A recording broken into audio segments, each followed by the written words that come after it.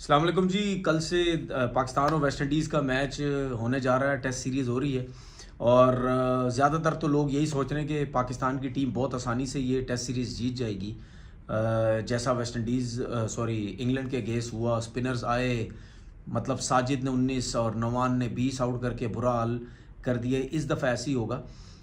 लेकिन मैं बार बार एक चीज़ बोल रहा हूँ कि मुझे ऐसा लगता है जो मौसम है ना, वो हो सकता है जो पिच है, आपको याद होगा या आपने देखा हो कि मुल्तान में ये टेस्ट मैच खेले जाना, और इस पिच को जिस तरीके से तैयार किया जा रहा था वो मैं दोबारा से बता देता हूँ।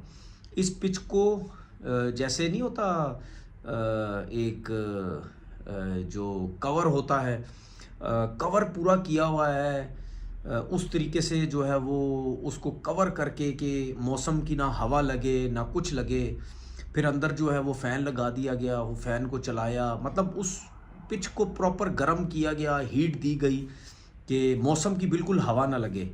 तो मैं डिफरेंट तरीके से सोच रहा हूँ कि पिछली दफ़ा तो आपने इस तरीके से पिच बना ली, उसको फुल गर्म किया गया क्योंकि मौसम भी गर्म था, उसको ड्राई किया गया, सूरज की रोशनी भी पिच पे उसकी धूप लगती रही, जिसकी वजह से वो हर पूरा पूरा दिन जो है वो पिच ख़राब होती रही, टूटती रही, ब्रेक होता रहा बॉल। लेकिन ये जो वेदर है मुल्तान का, ये ज़रा डिफरेंट वेदर मुझे नज़र आता है। इसमें ना आपको सूरज में इतनी तपिश नज़र आएगी, ना उसकी शुआएं इतनी तेज़ लगेंगी क्योंकि सर्दी चल रही है, वहाँ पे ठंडा वेदर है। जब ठंडा वेदर होता है उसमें पिच तो ना टूटती है जल्दी से, ना इतना ज़्यादा बॉल ब्रेक होगा। अब देखना ये है कि जो पाकिस्तान टीम अनाउंस की गई है उस हिसाब से देखा जाए तो पाकिस्तान ने तो 3 स्पिनर खिला दिए, एक फास्ट बॉलर और 3 स्पिनर खिलाए, जिसमें अबरार को खिलाया, फिर उसके बाद नुमान भी हैं, साजिद भी हैं, ये 3 स्पिनर। फिर उसके बाद हमारे पास सलमान आगा की सूरत में भी एक स्पिनर को ऑप्शन है। तो स्पिनर्स को देखते हुए तो ऐसे लग रहा है कि शायद बॉल जो है वो ब्रेक होगा।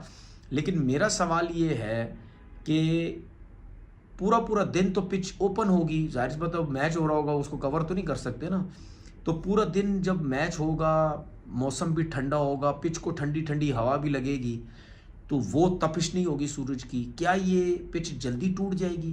क्या हमें जल्दी से स्पिनर नज़र आएंगे बॉल करते हुए, या हमें उस तरह की पोजीशन नज़र आएगी एक दिन के बाद, 2 दिन के बाद, कि खुरम शहजाद सिर्फ एक आध ओवर करेगा, वो भी ओवर नहीं करेगा, स्पिनर से बॉलिंग नया बॉल करवाना शुरू हो जाएगा? क्या ये सारी सिचुएशन नज़र आएगी? ये बड़ा एक इंटरेस्टिंग चीज़ मेरे लिए होगी। दूसरा ये कि मोहम्मद हुरैरा का डेब्यू हो रहा है जी। सब ये कह रहे थे कि इमामुल हक शायद खेलेंगे, लेकिन मेरी अपनी सोच थी कि हुरैरा के साथ जाना चाहिए क्योंकि वो काफ़ी सीज़न से परफॉर्म कर रहा है, अच्छे रन्स कर रहा है, उनको मौका मिलना चाहिए। वो उनका डेब्यू होने जा रहा है कल, मेरी तरफ से मुबारक उनको। बहुत बहुत ख्वाहिश मेरी ये है कि अगर डेब्यू में 100 करते हैं बहुत अच्छी बात है, 50 भी करते हैं या जो भी रन्स करते हैं, अच्छे रन्स करते हैं तो बड़ा अच्छा उनके लिए डेब्यू होगा। लेकिन उनकी जो टेक्निक मुझे लगती है, या उनका जो खेलने का तरीक़ेकार है, वो मुझे थोड़ा सा एक मतलब यानी एक कंफ्यूज कर रहा है कि अगर वो खेलते हैं तो क्या आगे चल के जिस तरीके से वो खेलते हैं कि सरवाइव कर पाएंगे?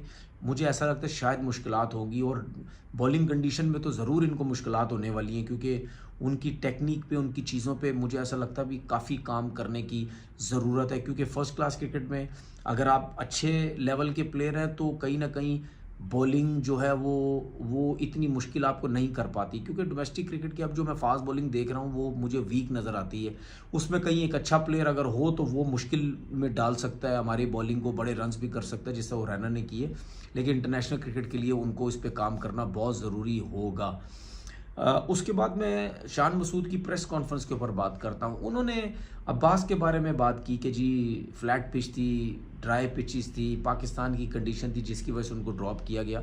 मैं बिल्कुल डिसएग्री करता हूँ, बिल्कुल नहीं मानता मैं शान मसूद की इस बात को।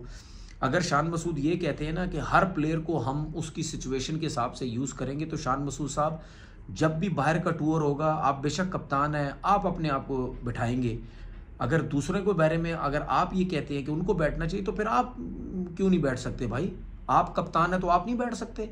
अगर बाहर की कंडीशन में टीम जा रही तो आप पहली फुर्सत में बैठे बोलो जी मैं नहीं खेलूंगा क्योंकि ये फास्ट पिचेस है, मैं नहीं खेल सकता। तो यार अगर आपको कोचिंग स्टाफ या कोई या आकिब जावेद या अजहर महमूद ये सब मीटिंग में अगर ये कह रहे हैं कि जी इसी तरह हम लेके चलना चाह रहे हैं कि बॉलिंग पिच पे बॉलर्स खेलेंगे, फ्लैट पिच पे स्पिनर खेलेंगे, तो भाई अगर आप उसको एज अ कैप्टन सपोर्ट नहीं करेंगे, जो कि मैं समझ भी सकता हूँ क्योंकि आपकी जाहिर पता खुद जगह इतनी मुश्किल से बन रही थी, वो आपने साउथ अफ्रीका में 140-45 की आपने इनिंग खेल ली तो आपकी बचत होगी, वरना आप भी शायद फारिग हो जाते।